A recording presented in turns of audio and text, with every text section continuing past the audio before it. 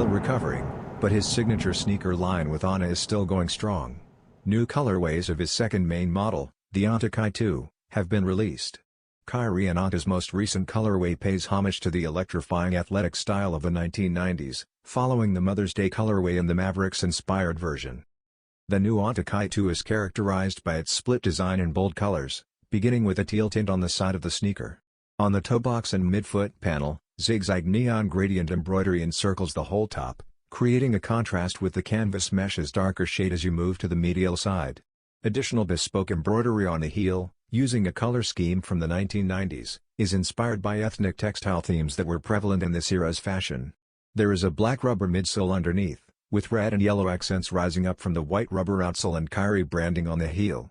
On May 17, 2025, the ANTA Kai 2 Retro 90 will go on sale for $125.